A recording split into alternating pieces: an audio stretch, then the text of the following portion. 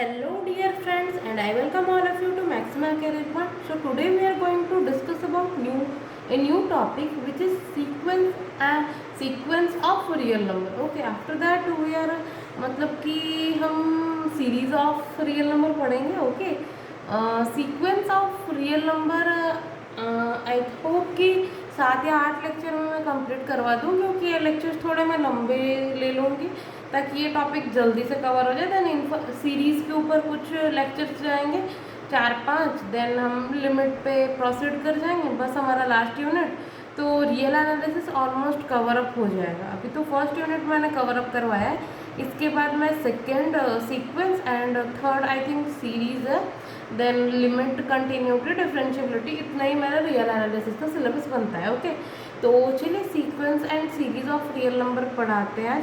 But मैं उससे पढ़ाने से पहले मैं एक बात बता देती हूँ कि बुक्स में नॉर्मली बाटले की बुक फॉलो कर रही थी, बट उसमें कुछ टर्म्स मुझे मिसिंग टाइप्स लगे. लाइक जिसे जानने के बाद हमें सारी चीज़ों को इजीली विजुअलाइज हो जाएगा. तो मैं कुछ एक्स्ट्रा टर्म्स डिफाइन कर लूँ. अगर आपको अच्छे लगे तो वो आप अपने माइंड में रख सकते हो. अगर आपको वो नहीं जानना है तो आप इसे स्किप कर सकते हो, बट अगर आप जानोगे तो आपके लिए बेटर होगा. ओके, तो सीक्वेंस होता क्या है, टाइप ऑफ सीक्वेंस, डोमेन क्या है, रेंज क्या है, मैं सारी कुछ आपको बताऊंगी. बट यहाँ पे आपका रियल सीक्वेंस है, आपको रियल सीक्वेंस को छोड़ के और कुछ पढ़ना नहीं है. लाइक देखिए मैं बताती हूँ, sequence of real number is the function. एक फंक्शन है, sequence is indirectly a function. ऐसा हमने तो फंक्शन पढ़ रखा. फंक्शन में जैसे कि डोमेन होता है, रेंज होता है, फंक्शन का मतलब कहाँ पे डिफाइन होता है, कहाँ पे डिफाइन नहीं होता है, ये हमने सारा कुछ पढ़ रखा है. ओके, तो जो रियल नंबर होता है सीक्वेंस, वो एक वन टाइप ऑफ फंक्शन होता है defined from natural number two. हमारा जो सीक्वेंस है वो नेचुरल नंबर, उसका डोमेन नेचुरल नंबर होता है और रेंज क्या होता है, मेरा रियल नंबर होता है. Like this. ओके, तो अगर मेरा डोमेन नेचुरल नंबर है, नेचुरल नंबर क्या है मेरा 1 2 3 4 लाइक दिस. ओके, एन जो भी हो. और रियल नंबर में तो सारे आते हैं, नेचुरल, रैशनल्स, इरेशनल, ये सारे कुछ. ओके, तो मतलब कि अगर हम लोग रियल एनालिसिस पढ़ रहे हैं तो सारी चीज़ों को रियल से कनेक्ट करना है. ओके, तो देखिए यहाँ पे जो नेचुरल नंबर्स है इसके टर्म्स कैसे आएंगे, मतलब सीक्वेंस के टर्म्स दिखेंगे कैसे. जैसे कि f(1), ओके, मैं डोमेन में कौन से पॉइंट्स लूँगी, नेचुरल नंबर के. और रेंज क्या आएगा मेरा, रियल नंबर में आएगा, तो a1 आएगा. देन मैं f2 पुट की तो मेरा a2 आएगा. देन fn, लाइक fn में अगर पुट कर दी तो मेरे पास an के टर्म्स आएंगे. ओके, मैं सपोज ये तो थियोरेटिकल एस्पेक्ट से हुआ, मैं आपको प्रैक्टिकली वे से बताऊँ.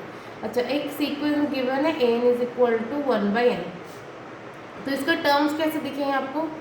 फर्स्ट मैंने 1 पुट किया, क्योंकि नेचुरल नंबर में 0 तो आता नहीं है, तो फर्स्ट मैंने पुट किया तो आया 1/1, 1/2, देन 1/3.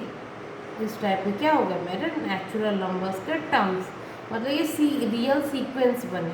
इसे मैं इसे लिख सकती हूँ 1, 1/2, 1/3 लाइक दिस.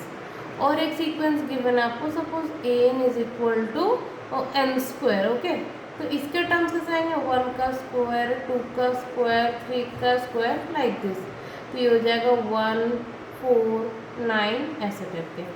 थर्ड इस टाइप का सीक्वेंस हो -1 टू द पावर n इस टाइप का. तो अगर मैं n को 1 पुट की तो ये -1 आया, देन n को मैं 2 पुट की तो ये 1 आया, देन -1 1 इस टाइप का. तो ये जो सेट बनेगा, सेट में क्योंकि टर्म्स रिपीट नहीं करते तो ये -1 और 1 बन जाएगा. तो आपको पता चल गया कि सीक्वेंस दिखता कैसे. ओके, मतलब अगर जनरल इस टाइप का गिवन हो तो हम सीक्वेंस को इस टाइप एक्सपैंड करके ऑब्जर्व कर सकते हैं. ओके,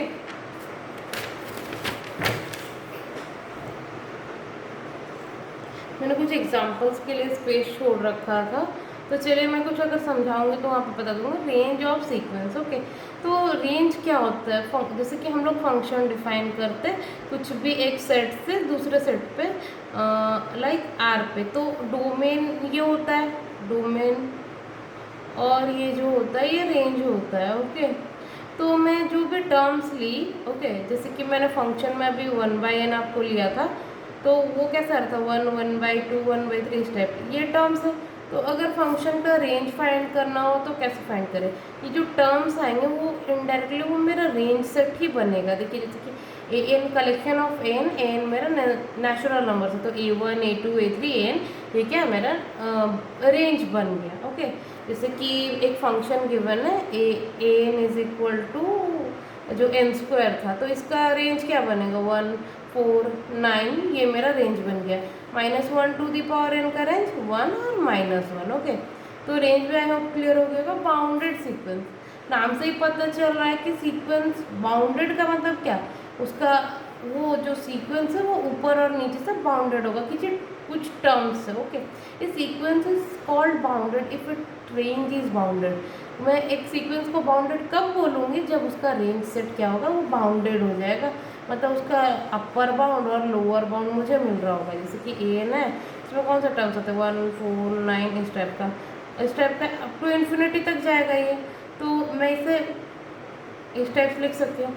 तो ये 1 तो अटेंड कर रहा है, मीन्स ये लोअर बाउंड तो इसे मिल रहा है, लोअर बाउंड मुझे मिल रहा है, बट क्या मैं बता सकती हूँ कि इसका अपर बाउंड क्या होगा?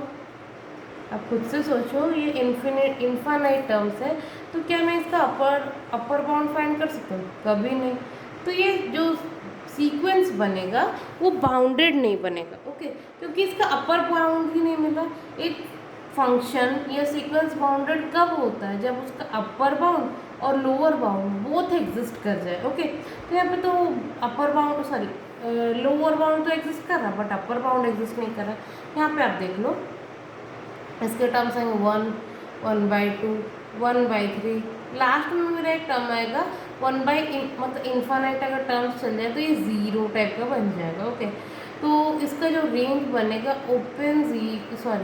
क्लोज 1 ओपन 0, 0 मतलब इन्फानाइट पे जो हम टर्म्स लेते हैं उसको ओपन में रिप्रेजेंट करते हैं। तो यहाँ पे वो 1 तो अटेंड कर रहा है, 1 यहाँ पे अटेंड कर रहा है, तो ये अपर बाउंड हो गया मेरा 1 और लोअर बाउंड हो गया मेरा 0, जो कि अटेंड नहीं कर रहा है इस सेट में, तो ये भी बाउंडेड नहीं होगा। जैसे कि साइन एन का डोमेन क्या होता है? साइन एन में आप कुछ भी पुट करो, कोई सा भी नेचुरल नंबर पुट करो, रेंज तो मेरा क्लोज इंटरवल -1 से 1 होता है। बेसिकली हमने ग्राफ से पढ़ रखा है, जैसे कि साइन एक्स का फंक्शन है वो इस टाइप ऑसिलेट करता है -1 से 1 के बीच में, मतलब ये बाउंडेड रहता है इसके बीच में। ओके, ये 1 का लाइन है, ये -1 का लाइन है, तो ये जो रेंज है ये बाउंडेड हो जाएगा, क्योंकि इसका अपर बाउंड 1 है और लोअर बाउंड मेरा -1 है। ओके, अच्छा, आई होप कि ये तो क्लियर हुआ होगा। 3 टर्म्स मैंने क्या क्या पढ़ाया, मैंने बस सीक्वेंस पढ़ाया, देन उसके बाद रेंज और बाउंडेड सीक्वेंस पढ़ाया।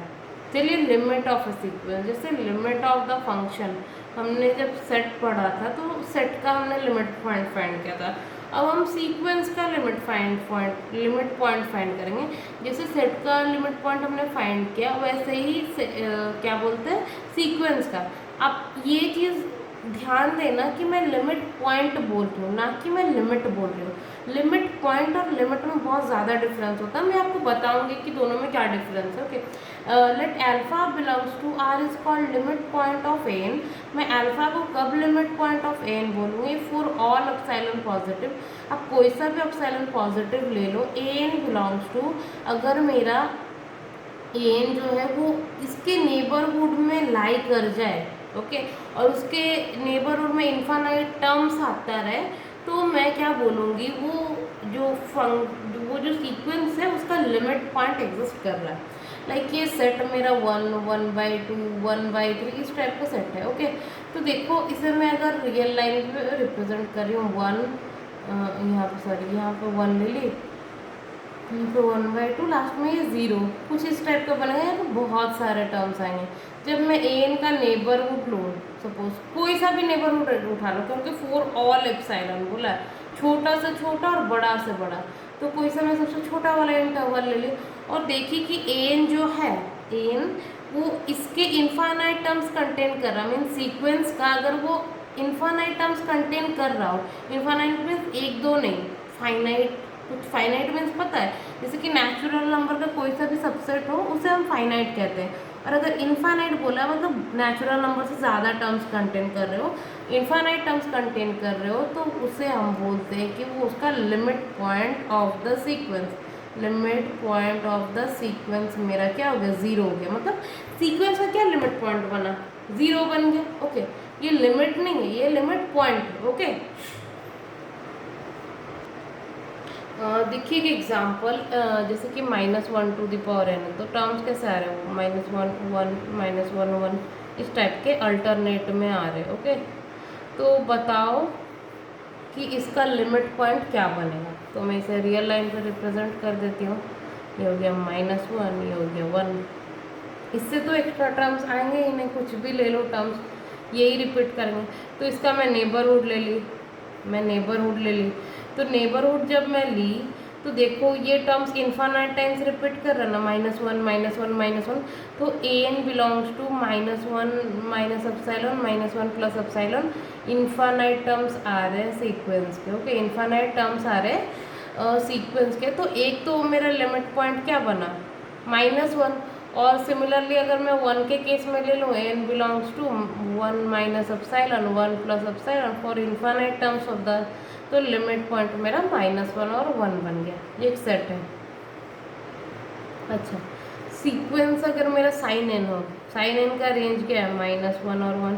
तो इसका जो लिमिट पॉइंट बनेगा, ये मैं आपको विजुअलाइज तो नहीं करवा पाऊंगी ग्राफिकली, बट ये एक जो डोमेन है कुछ भी ले लो, ये रेंज के साथ मतलब कि जो क्या बोलते हैं -1 के 1 के बीच के सारे पॉइंट्स वो अटेंड करता है। तो इसका जो लिमिट पॉइंट का सेट बनेगा वो -1 से 1 क्लोज इंटरवल बनेगा। आप कोई सा पॉइंट उठा लो उसका लिमिट पॉइंट बन जाएगा। तो मतलब कि डोमेन से कुछ भी ले लो, वो रेंज को मतलब कि -1 से 1 के बीच पे ही मैप करवा देगा। तो इसका जो लिमिट पॉइंट बनेगा तो -1 से 1 के बीच में। अच्छा, वो तो लिमिट पॉइंट था।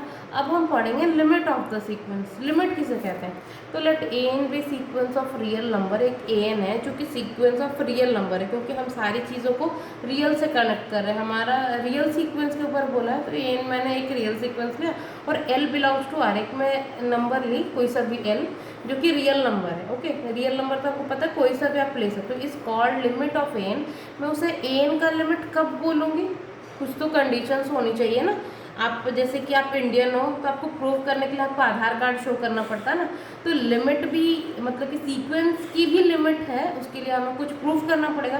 तो ये फॉर एनी, आप कोई सा भी एप्सिलॉन ले लो। Okay, for any epsilon positive, उसके लिए मुझे एक m एग्जिस्ट करेगा, ऐसा m such that an minus alpha less than epsilon.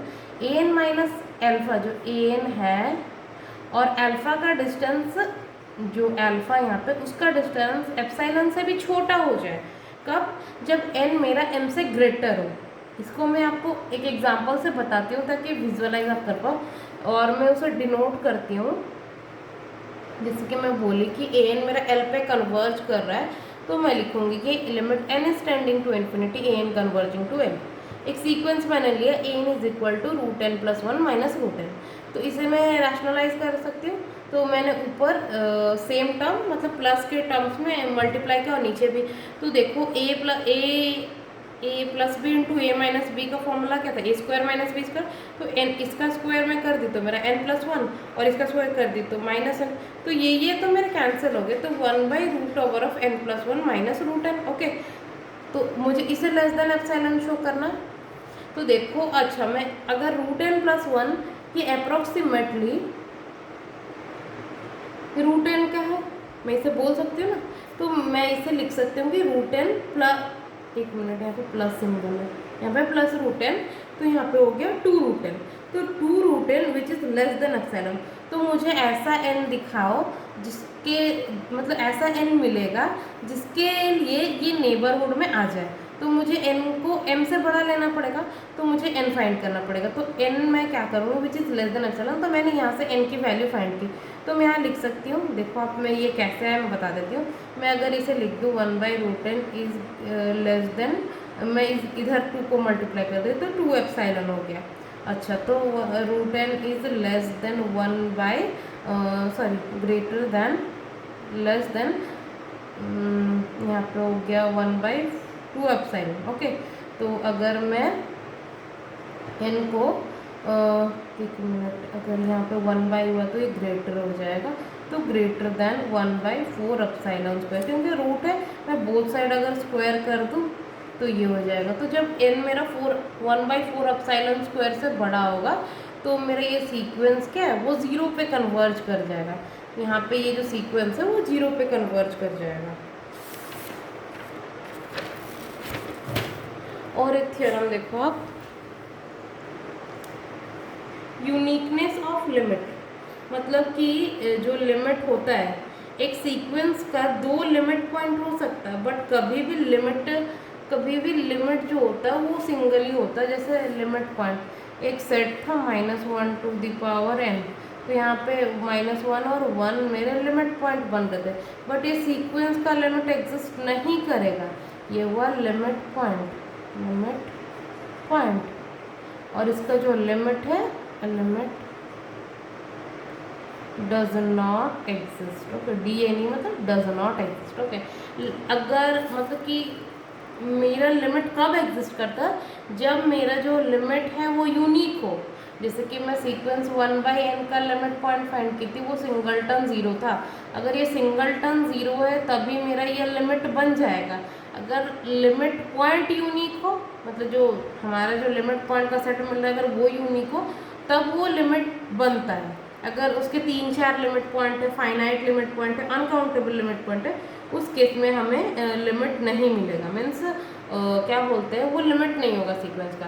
A sequence in R⁴n can have at most 1 limit point. बोल रहा है कि एक सीक्वेंस है R में, उसके पास एटमोस्ट 1 लिमिट पॉइंट होगा। सपोज मैं आपको दिखाती हूँ कि मैंने अज्यूम किया कि लेट x' एंड x" भी are both limit of xn। मैंने सपोज किया कि xn के 2 लिमिट पॉइंट है, दैट इज x' और x". अज्यूम करके देखते हैं क्या रॉन्ग मिलता है। तो फॉर ईच एप्सिलॉन पॉजिटिव, अब कोई सा भी एप्सिलॉन ले लो, आपको यहाँ पे m2 और m1 दो नेचुरल नंबर एग्जिस्ट करेंगे such that xn minus x' less than epsilon. ये तो लिमिट का डेफिनेशन है, बट मैंने एडजस्ट करने के लिए ε/2 लिया है। Okay, when ever n is greater then m1, कब, जब m1 से बड़ा हो, मतलब ये तो डेफिनेशन ही क्या, अगर n अगर m1 से बड़ा हो तो ये xn मेरा x' पे कन्वर्ज करेगा, क्योंकि x' क्या है मेरा लिमिट है सीक्वेंस का, सॉरी लिमिट है। और अगर मैं दूसरा केस में दिखाऊं कि x" मेरी लिमिट है, तो मैं दिखा सकती हूँ कि xn माइनस x" का mod less than epsilon whenever n is greater than equal to m2। जब मेरा m2 से n बड़ा हो जाएगा तो मेरा x" मेरा लिमिट बन जाएगा। सपोज मैंने ले लिया कि x' माइनस x", मैंने इसका मोड लिया, क्यों, क्योंकि मैं दिखाना चाहती हूँ कि ये दोनों अनइक्वल है। मैंने लिया कि 2 लिमिट एग्जिस्ट करते हैं, तो अगर मैं दिखा दूँ कि ये दोनों अनइक्वल है तो हो गया ना मेरा काम कि 2 लिमिट एग्जिस्ट कर रहे हैं। तो मैंने ट्रायंगल मतलब कि क्या क्या, मैंने एक xn सब्ट्रैक्ट किया और xn मैंने एक प्लस कर दिया। तो मैं इसे ट्रायंगुलर इनइक्वालिटी से क्या होता है a माइनस b इस टाइप का हो, तो मैं इसे लिख सकती हूँ less than equal to a minus c plus c minus B इस टाइप का, क्योंकि वहाँ पे लेस देन का सिंबल आ जाता है। तो मैंने बस इसे मतलब पार्ट कर दिया। तो a माइनस बी का मोड लिखो या फिर b माइनस ए का मोड, दोनों सेम होता है, क्योंकि मोड खुलने के बाद तो पॉजिटिव हो जाता है। तो मैंने इसे अरेंज कर दिया कि xn minus x' plus xn minus x". Okay, तो ये मेरा क्वांटिटी लेस देन ε/2 है, ये मेरा क्वांटिटी लेस देन ε/2, तो दोनों का सम लेस देन एप्सिलॉन बन गया। अच्छा, दोनों का सम लेस देन एप्सिलॉन बन गया, मतलब कि x' माइनस x" का मॉड जो है उसका डिस्टेंस 0 हो गया, क्योंकि अगर मैंने आर्चिमिडियन में प्रॉपर्टी में पढ़ाया था कि 1/n is less than epsilon जब बनता है तो 1/n इक्वल टू 0 होता है। तो ये क्वांटिटी लेस देन एप्सिलॉन जब कब बन रहा है, जब इनका मोड इज इक्वल टू 0 हो जा रहा है, that means x is equal to x'। मैंने लिया था कि x' और x" दोनों यूनिक है, बट मुझे क्या मिला कि दोनों इक्वल है। तो ये जो हमने सोचा था कि 2 लिमिट एग्जिस्ट करेगा वो गलत है, क्योंकि एक सीक्वेंस है तो उसका यूनिक ही लिमिट एग्जिस्ट करता है। ओके, तो आई होप कि ये यूनिकनेस थ्योरम आपको समझ में आया हो। और आप कुछ टास्क ले लो, ये टास्क मैंने आपके लिए रखा है, अगर नहीं हुआ मैं इसे तो नेक्स्ट लेक्चर में डिस्कस कर ही लूँगी, बट आप इसे क्या है कि ना एक बार खुद से ट्राई कर लेना। आई होप कि आपको ये वीडियो बहुत अच्छा लगा हो, और मैं ट्राई करूँगी जल्दी से जल्दी सीक्वेंस एंड सीरीज़ को कंप्लीट करवाऊँ। और अगर आपको वीडियो अच्छा लगे तो लाइक कीजिए और अपने फ्रेंड्स लोग के साथ शेयर कीजिए, और अपने रिव्यू कमेंट में ज़रूर ही लिखा कीजिए, क्योंकि हमें भी मोटिवेशन मिलता है कि आप हमारे वीडियो को देख रहे हो, पसंद कर रहे हो, तो हम आपके लिए अच्छे अच्छे कंटेंट ला पाए। Thanks for watching.